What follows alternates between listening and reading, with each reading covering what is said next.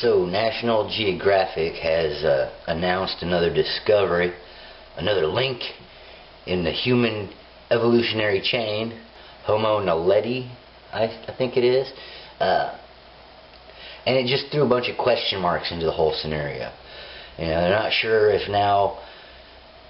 humans branched off, you know, 1 million years ago and we got a cousin somewhere in the mix, or it's back 4 or 5 million years, you know, to where everything they've assumed so far is incorrect.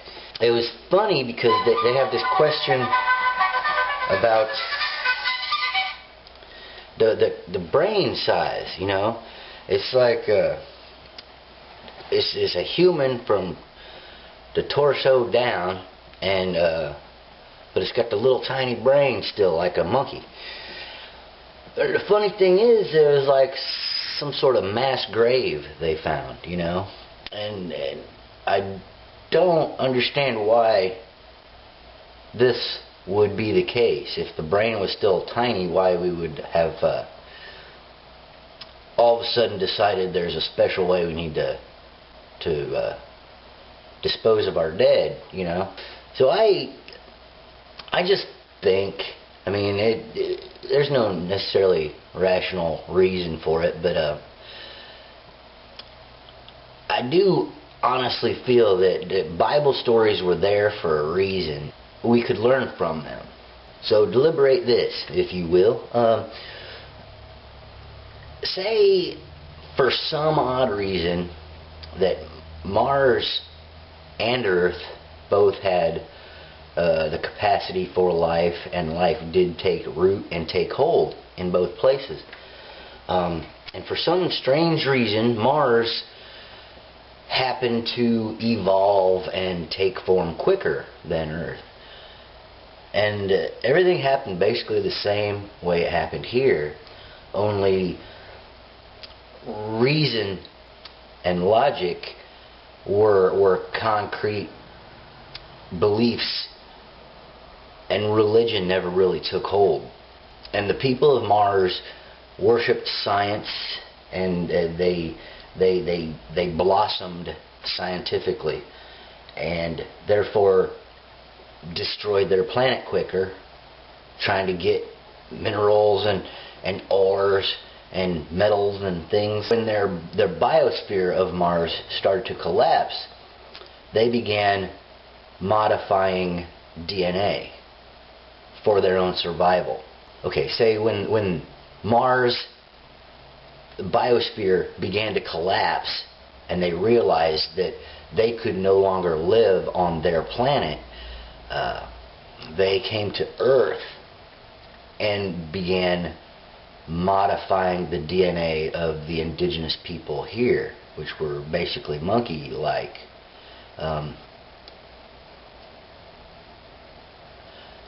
And let's just say the reason for this burial isn't because the monkey brain people decided they were going to bury people, they were going to hide people when they died. It was an experiment that, you know, was, you know, it's something that was supposed to be hidden, or, you know, kept away, or possibly not found until it could create confusion and more distraction, so that we could keep our minds off of the fact that we're destroying our biosphere.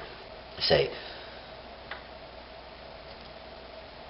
the people had been here, and then these reptilians, the snake, convinced us that we need to be self-centered and not live with what's provided for us, that we needed to be in control of our own lives. And okay, as far as the Bible goes, it says that it started with 2 people, the whole Adam and Eve.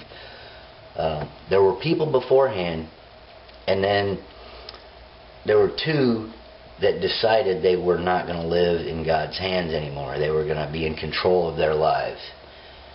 And these 2 are, it's just a story about the advent of civilization and this dominant culture. After two people decided that they were not going to live this way anymore, they had two kids. One of them, Abel, was this the human DNA was still strong in this one, and he wanted to live with the land, with nature and with the planet, and be just live, man. But the other one was not that way, and he killed the indigenous human to be the dominant human. And his descendants then worked with metal. I think it says something about this in the Bible story. Coining money and making spears and bullets and shit. And somewhere in here, this family of empire got the marvelous idea to coin money and do banking and reserve loans and debt. And these families or groups of families invented fractional reserve banking, and then they created religion. They took these spiritual movements, these indigenous movements, and created religions that were the opposite of what their basis was, to control people. These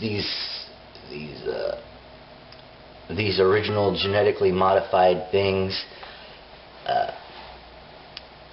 they conflated themselves with the Jews for some reason, because that was where the strongest religious base was. And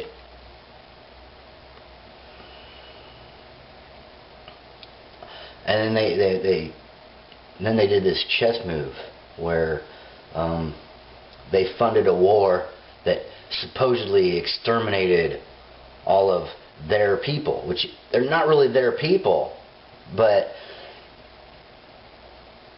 that's the card they play. And that's where we've come to today, is this capitalism controlling the world and destroying the world really fast. Self-interest and wealth, value in non-living things for personal gain. Then that brings us to today, which is we're almost to this point where we're about to be abandoned by our caretakers, the people that have prodded us along so far. They all have their little compounds, basically their own cities, where they can be kept away from the madness of the masses. Now it's going to be turned over to the people. Finally, after all this time, we're going to be given the opportunity to finish ourselves off once and for all. Now, the reason I say this is because America and England, or Great Britain, or the UK, however you want to say that, they have Bernie Sanders as a potential, and they have Jeremy Corbyn as a potential. And these people are of the people, for the people, and by the people type people. Now, what were to happen if these two really decent fellas were to get into power and then money would just die? Right? There's a really, really important book on this subject called When Money Dies. It's by, I think, Adam Ferguson. And it's about what happened to the German money before they were offered a whole lot of money to go to war with themselves or the Jews or whatever, however you want to look at that. I'm not exactly sure. So what's going to happen if money dies? It's going to be madness. It's going to be like the zombie holocaust. Because we need food. People need food. And the planet, I'm sorry, it's overpopulated. Okay? The earth cannot naturally sustain as many people are on it. And the word naturally is important because we can do something about that. Okay? Permaculture needs to be incorporated everywhere possible. You know what I'm saying? The people that will argue against overpopulation don't even open your mouth unless you produce 25% of your food. I'd been thinking 50%, but you have no idea how much is involved in your personal food production. We've been so addicted and numbed to this idea that we pay for food, we buy shit from somewhere else where people are dying to give it to us, and we get food really cheap. But that's very, very important because that's why you're going to eat your neighbor if shit hits the fan.